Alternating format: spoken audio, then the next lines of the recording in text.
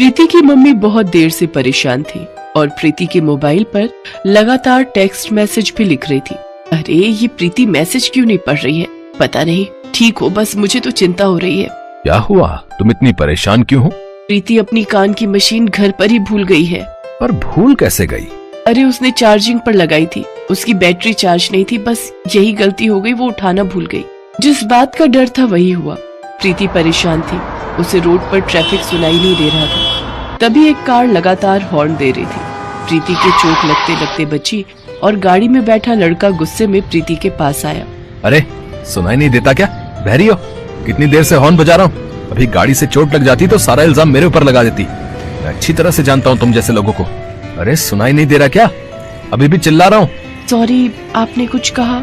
मैं सुन नहीं सकती हूँ, मैं बहरी हूँ, इसलिए आपकी बात को समझ नहीं पाई। प्रीति की बात को सुनकर लड़का बहुत शर्मिंदा होता है, क्योंकि कुछ देर पहले ही उसने प्रीति को अनजाने में बहरी कह दिया था। पर प्रीति तो सचमुच में बहरी लड़की थी। प्रीति बचपन से ही कम सुनती थी और बड़े होते होते वो बिल्कुल बहरी हो गई, इसलिए वो कान की मशीन का इस्तेमाल करती थी। प्रीति अपनी मम्मी का मैसेज पढ़ लेती है और उन्हें फोन मिलाती है और अपने ठीक होने के बारे में बताती है। लड़का इशारे से प्रीति को सॉरी कहता है और सामने रेस्टोरेंट में एक कप कॉफी के लिए कहता है। प्रीति को अपनी लाइफ में अपने माता पिता के बाद अनिल नाम का वो ऐसा लड़का मिला था जो उसके बहरेपन का मजाक न उड़ाकर बल्कि प्रीति की रिस्पेक्ट करता था।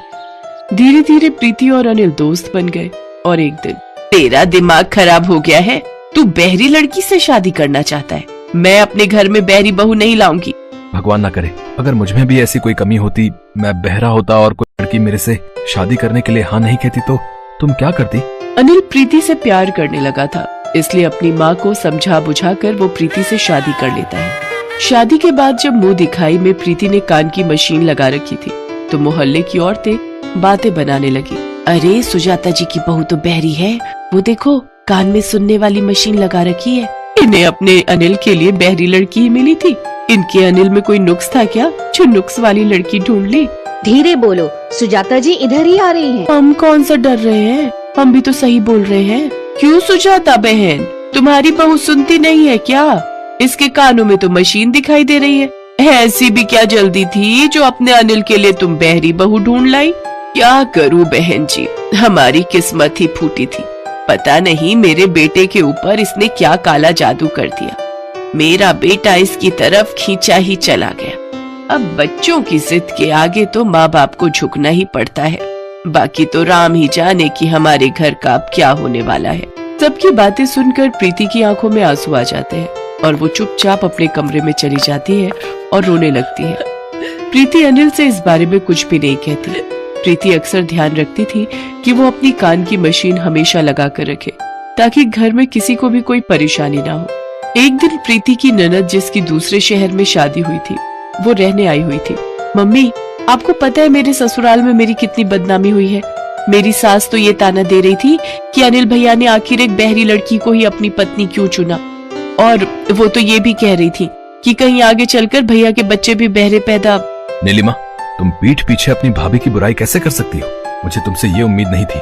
तुम मेरी सगी बहन होकर जब अपने ही गलत बोलेंगे तो बाहर वालों से कैसी उम्मीद रखेंगे? प्रीति किसी को भी कुछ नहीं कहती है। वो बेचारी तो इसी कोशिश में लगी रहती है कि किसी तरह से आप सबको खुश रखे। उसने ही मुझे भेजा था तुम्हें ये बताने के कि शाम को मॉल घूमने के लिए चलेंगे। तुम जब से आई हो तब से तुम कहीं भी घूमी नहीं हो, इसलिए तैयार हो जाओ। माँ और तुम दोनों हमारे साथ मॉल चल रहे हो। प्रीति की ननद तैयार होकर सीढ़ियों से उतर रही थी। अचानक उसका पैर फिसला और वो सीढ़ियों से गिर गई। इस वजह से प्रीति की ननद के पैर में फ्रैक्चर हो गया और डॉक्टरों ने उसे बेड रेस्ट के लिए बोल दिया। देखो नीलिमा बहू, ससुराल में तो मैं अकेले करने वाली हूँ। तुम अपनी माँ के घर ही रहो, यहीं तुम्हें आराम मिल जाएगा। वहाँ तुम्हारी देखभाल कौन करेगा? क्योंकि तुम्हारे पैर की हड्डी टूटी है तो ठीक होने में 2-3 महीने तो तुम्हें आराम से लगेंगे। अपनी सास की बातों को सुनकर नीलिमा का मन उदास हो गया। उसे उस वक्त प्यार की जरूरत थी, अपनों की जरूरत थी, पर उसकी सास ने तो मुंह बना लिया। प्रीति ध्यान से अपनी कान की मशीन को ठीक करके उन दोनों की बातों को सुन रही थी। तभी वो बोली, आंटी जी आप चिंता मत करो, नीलिमा दीदी जब तक बिल्कुल ठीक नहीं हो जाती उन्हें कहीं भी जाने की जरूरत नहीं है। मैं उनका पूरा ख्याल रखूंगी। अपनी भाभी की बातें सुनकर नीलिमा बहुत शर्मिंदा थी, क्योंकि वो प्रीति का कितना अपमान कर रही थी। पर आज जब उसकी सास ने उसकी देखभाल करने से मना कर दिया, तो उसकी अपनी भाभी प्रीति ही काम आई। प्रीति ने नीलिमा की बहुत सेवा की। कभी कभी प्रीति के कानों में मशीन नहीं लगी होती थी, तो नीलिमा उसे इशारे से समझाती थी। अनिल, हमने प्रीति को कितना भला बुरा कहा, पर प्रीति सचमुच कितनी अच्छी है, ये मुझे अब दिखाई दे रहा है। मैंने हमेशा उसकी कमी को देखा, उसकी अच्छाई को नहीं। रुक, मैं प्रीति को बुलाती हूँ। प्रीति बहू, सुन तो। प्रीति नीलिमा को दवाई दे रही थी। उसने कान में मशीन नहीं लगा रखी थी, इसलिए वो अपनी सास की बात को नहीं सुन पाई। पर सुजाता इस बात को समझ गई और वो प्रीति के पास गई और उसके कंधे पर हाथ रखा और इशारे से उसके कान की मशीन उसके हाथ में दी। ये लो बहू, मशीन लगा लो। माँ जी, आप कुछ कह रही थी, बताइए। मैं बोल रही थी कि मेरी बहू लाखों में एक है। इतना सुनते ही प्रीति की आंखों में खुशी के आंसू आ गए और वो अपनी सासू माँ के गले लग गई।